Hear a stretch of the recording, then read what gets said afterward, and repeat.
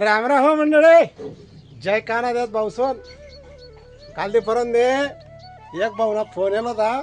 म्हणे दादा आपल्याकडे बकरीला तोंडले असं इन्फेक्शन झालं म्हणे, असं सुजी झाले, फोडफोड झालेत, बकरी चाराने काय राहिले म्हणे. तर त्या भाऊने तर मी फोनवर सांगितले तर ट्रीटमेंट काय करायने वा. तर बाकीनाच करता स्पेशल आज ना व्हिडिओ आहे. जर तुम्ही बकरीचा तोंडले जर असं म्हणजे आपल्या बकरीतले नाही आहे, एक तुम्ही त्या काढामध्ये सर एक त्या काढ राहिलो अरे ओटलं जर काही असं इन्फेक्शन होईल त्यामुळे चाराने खाता होणार, तर त्यांना करता एक जबरदस्त असा तुम्ही उपाय सांगाच मी. तत्पूर्वी तुम्ही जर मला पेजवर नवीन वशात पोहोचवाल तर पेजला फॉलो नक्की करा. आणि जर चॅनलवर देखील राहणार असेल व्हिडिओ तर चॅनलला सुद्धा सबस्क्राईब करा. तुम्हाला एक फॉलो आणि एक सबस्क्राईबमुळे मला असाच नवनवीन व्हिडिओ बनवा आणि चॅनलला भेटत भाऊसन.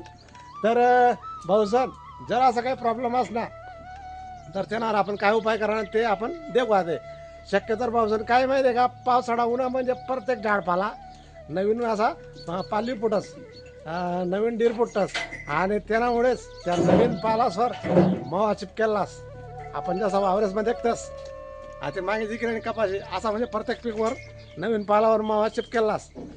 तर बकरीनं गुणधर्म असा आहे, कमीत कमी वेळ माग जास्तीत जास्त चारा खावायला प्रयत्न करास. तर आणि एक प्रकारनं पाला खात नाही, हे काही ते काही ते काही ते काही असं. मग काय माहिती आहे का, त्या प्रत्येक झाडावरला ज्या मवा आहेत तर त्या मवा बकऱ्यांना ह्याच्या तोंड आहे, या तोंडवर मवा असा चिपकी झालास आणि त्या मवामुळे तोंडवर इन्फेक्शन होस, फोड येतस आणि कालांतरामध्ये तडा पाडतस, रक्त येस आणि बकरीचं टेम्परेचर येत, चारा खात नाही. आणि जर लवकर जर आपण त्यांना उपचार करा नाही आणि जर आषाढी त्याला रागी गे तर मग जंत पडीसन बकरीनं तोंड कायम न खराब होण्यास चान्स राहतस. तर भाऊसन सर्वात पहिले काय करायनं, प्रत्येक मेडिकलवर पोटॅशियम परमॅग्नेट भेटस, असं बुकटी घास तांबडा कलरने असा असा कलरने. तर ते आपण पाण्यामध्ये टाकताच ते तुझी असं चिमूट भरले आणि फक्त 1 लिटर पाण्यामा टाकताच ते पाणी एकदम असं रंग चेंज व्यसन आला, गुलाबी तांबूस कलर होईल.